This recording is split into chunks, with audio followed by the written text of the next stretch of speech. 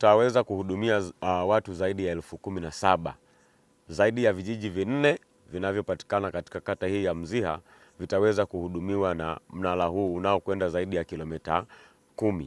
Kwa hivyo watu wote wanaozunguka kata hii ya Mziha katika vijiji vyote hivi 4, zaidi ya watu 17,000 wataweza kupata huduma za kimtandao bora zaidi, usio na chenga, wenye spidi ya 4G. Kwa hivyo watu wote wanaopatikana eneo hili watafurahia mawasiliano bora zaidi ya Airtel Tanzania. Tumekuwa kiuchumi, hata vijana wetu wengine watapata ajira ndogo ndogo ambazo watafanya biashara, watauza baadhi ya bidhaa nyingi za Airtel, watajipatia kipato.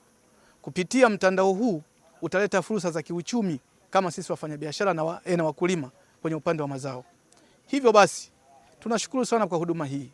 Nafikiri wakazi wetu wa kijiji hiki ama kata hii yote itafaidika sana, itanufaika sana, hususa vijana watapata kujiajiri, watafanya mambo mengi kuelekea mtandao huu. Changamoto ilikuwa mawasiliano ilikuwa hamna, yani hata ukitokea tukio lolote mawasiliano, kutoa mawasiliano serikalini inakuwa shida.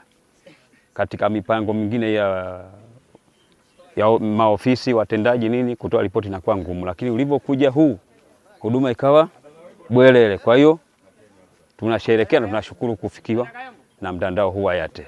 Huduma za kifedha tunazipata vizuri, pamoja na huduma ya interneti tunaipata vizuri. Kabla ya hapo hakukuwa na huduma yoyote ya interneti na huduma za kifedha. Tulikuwa tunapata changamoto kubwa sana kutoka hapa kwenda mpaka mjini Madizini kwa ajili ya kupata huduma za kifedha, na huduma ya interneti ilikuwa changamoto sana hapa kwetu.